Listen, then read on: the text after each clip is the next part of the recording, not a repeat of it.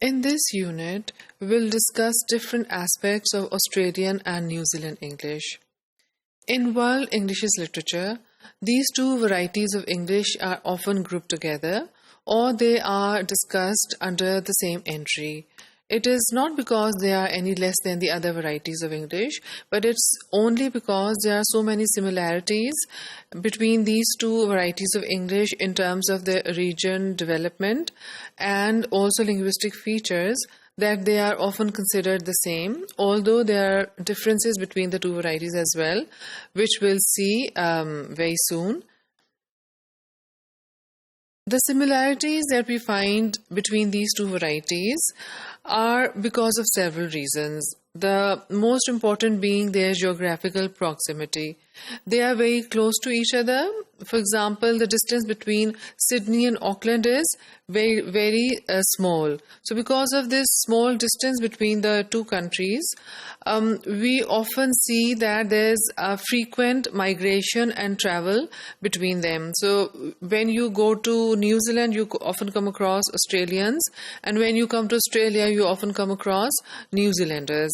So there are frequent travels and immigration between the two countries, and of course this traveling and migration has an influence on the way people use their language in these two countries. Besides the geographical proximity, there's also a lot of similarity between the stages of development that these two varieties have gone through.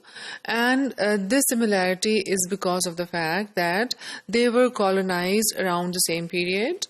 And this colonization of Australia and New Zealand began much later than the colonization of the other parts of the world.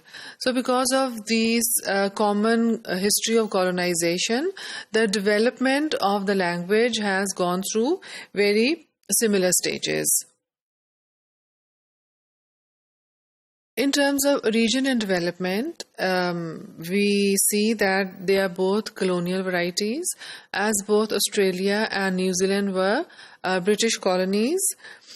And the English which is used in these two countries has a very clear influence of the early settlers, people who settled in these two colonies, and these people came from almost all over Britain. And therefore we see the influence of different varieties used in Britain on the Australian English. However, the most prominent influence is that of Southeast England. And also because Australia was colonized 50 years before New Zealand, which means that the Australian variety emerged 50 years before New Zealand variety. The Australian variety has certainly influenced the New Zealand variety. Australia was colonized as a penal colony.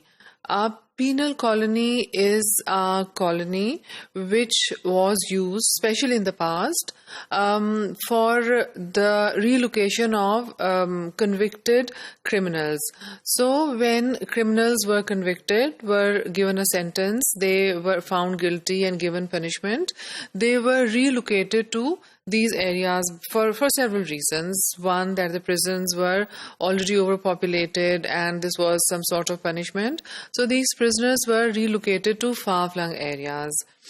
So Australia started as a penal colony where several prisoners were relocated to.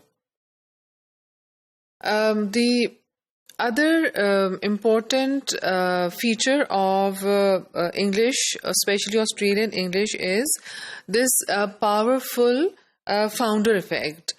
So we see that on the Australian English, the influence of the language of the early settlers is very noticeable. And most of these early settlers, as I've already said, were from Southeast England. So we see the influence of the language used by these settlers on Australian English.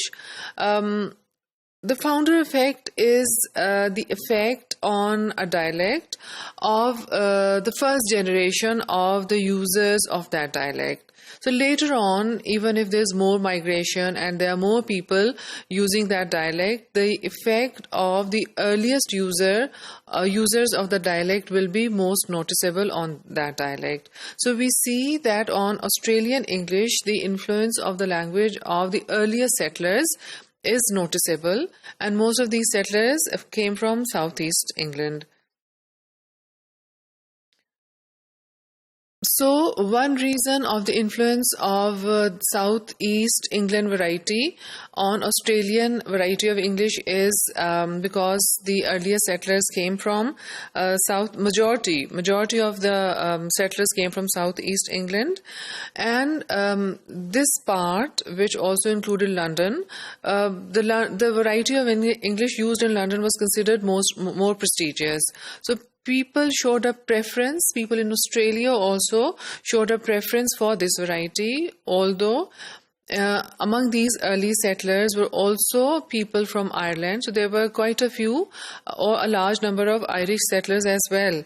But people showed a preference for southeast variety because the London variety, the variety used in London, was considered more prestigious, and therefore people showed a preference for the use of that variety.